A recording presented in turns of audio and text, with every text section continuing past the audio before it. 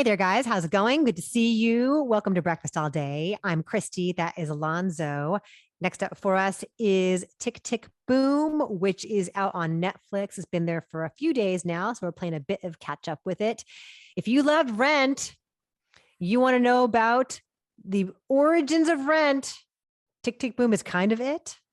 Kind of, yeah. I mean, it's definitely feels like an early run through for the songs that you would hear in Rent, because I think there's a lot of similarities. And if you didn't have enough Lin-Manuel Miranda in your life this year, with Encanto now out in theaters, yes, he directed this adaptation of Jonathan Larson's show that he did before Rent, but after Rent became a huge hit and Larson's unfortunate passing, Tick Tick Boom started getting revived more and more, and now we get the movie version. So Andrew Garfield plays Jonathan Larson, and this is very much a biographical musical about Jonathan Larson trying to write a musical, trying to get a musical finished before turning 30, and the various sort of personal and professional, hurdles along the way.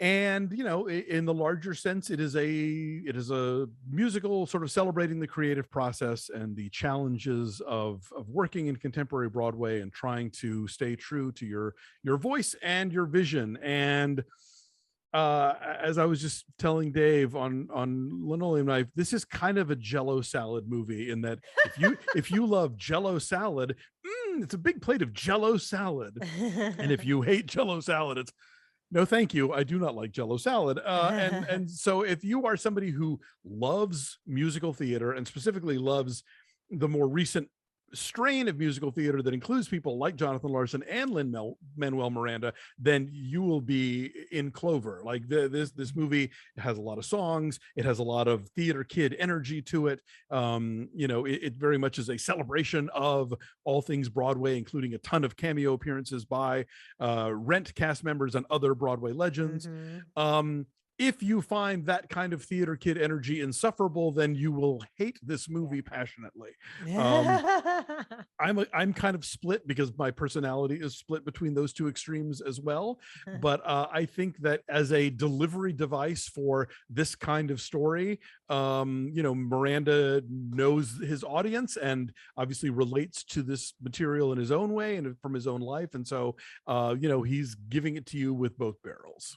Yeah, if you don't already love this kind of thing, I agree. You're not going to love it. It knows its audience, and yeah, for sure, it's very like, hey guys, singing your song is all that matters. And I do appreciate, though, that they don't entirely lionize Jonathan Larson. They make him seem kind of selfish. I mean, like his dream and his goal are very important, but like the mistakes he makes along the way and the selfish obsessiveness along the way, they don't gloss that over. I mean, yes and no. I think, you do see how he hurts his personal relationships by putting the work first. But then I think this movie is all kind of about putting the work first. So it's sort of acknowledging that happens. But at the same time, it's like, well, what are you going to do? You got to finish that show, know? And so it's a little bit of eating its cake and having it too, I think. Lin-Manuel Miranda had never directed a film before. Yes. And I think that shows in some ways here, in that the pacing is kind of erratic, and there's like a show within a show within a show structure that seems a little unwieldy for him at times, in terms of, I mean, that's also the editing process, but like in terms of like how it all comes together or doesn't. And maybe like you're in a moment and then you get yanked out to go back to this other moment, and it can be a little disorienting from an emotional perspective. And I think it undermines its own momentum at times. Because you've got Garfield as Larson sort of doing this kind of sort of one-man show in front of an audience that involves his creation of this other previous show, in which flashbacks will be, couched in realism, but then will suddenly turn into a musical number themselves. And so that's a lot of plates to spin for a first timer. Yeah. The scene that you were referring to with all the Broadway luminaries, and I don't want to ruin it because it's a really lovely discovery. Although there are articles out there that do spoil this already. That was kind of fun. And I feel like if you're going to go with that conceit, maybe do that throughout.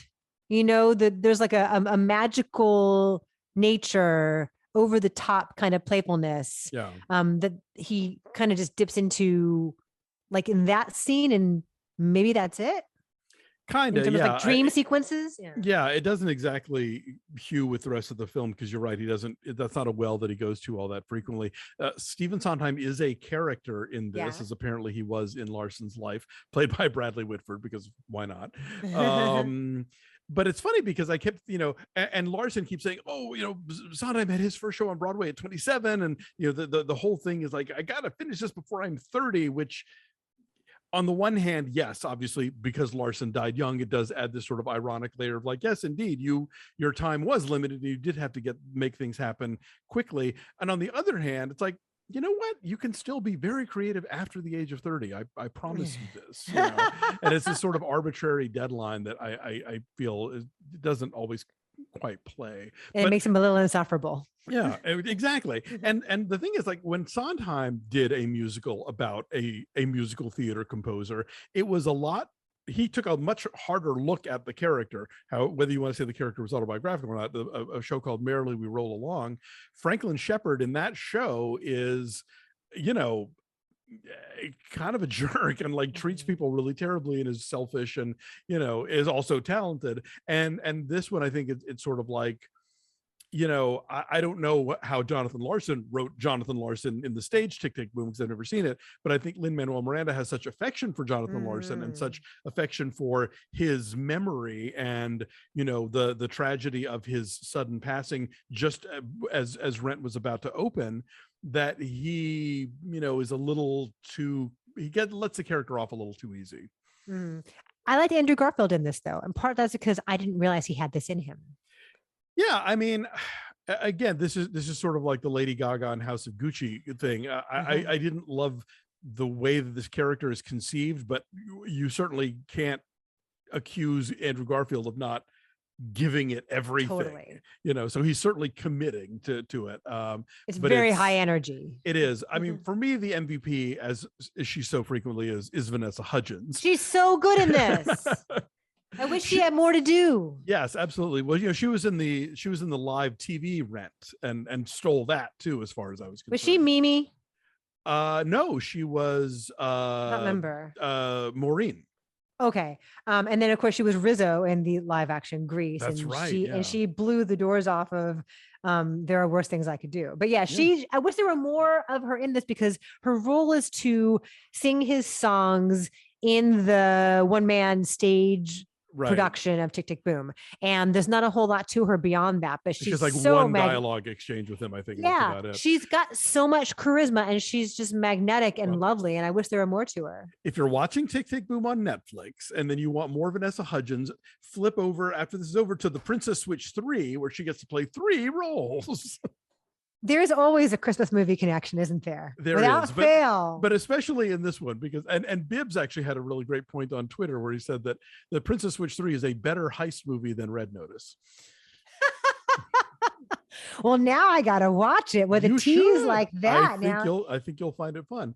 So yeah, Alexandra Shipp is really good in this too, I thought. Yes, his girlfriend. She's a dancer girlfriend, and she's also an artist, and and Robin DeJesus is really good in this. He's lovely in this, because again, those characters feel like the seeds of Rent, right? They're all artists, and they're all striving and trying to still be true to their ambitions and their creative instincts, but also needing to like put food on the table. And there's individual songs here where you think like, this is a warm up for what you would do for Rent. Like there's certain guitar licks where you think, okay, this reminds me of, XYZ song. There's a whole song here about Bohemia, which is, he would go back to again for Rent. So again, I think that this to me feels like he's workshopping a lot of ideas that Rent would be sort of the ultimate culmination of them. And I guess if you love Rent, then you're going to love this. If you want to see the process where those songs came from, that's certainly there. So yeah, again, I think if this is your thing, it will be totally your thing. And if it's not your thing, it will not be anywhere close to your thing.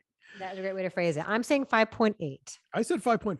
Okay. So 5.7 is our number. Tick, Tick, Boom is out there. It is not as corny as just the little blip you get on Netflix would indicate that it is, because the songs that they play in the little The preview menu. blip on Netflix are all like super feel good. And yes, that exists in this movie, but there's other stuff too. Yes, it's balanced out for sure.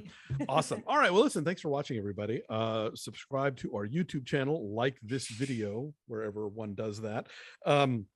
Follow us at BeFastAllDay on Twitter, Instagram, or Facebook, and check out our Patreon at patreon.com/BeFastAllDay. We're recapping Hawkeye on Disney Plus. We're recapping The Great on Hulu. And this week we're doing our monthly off the menu item where our subscribers choose a film for us to watch that we've never discussed on the show before. And this time around, it is Jon Favreau's Chef. So thank you for spending some time with us, and we will see you next time. Bye.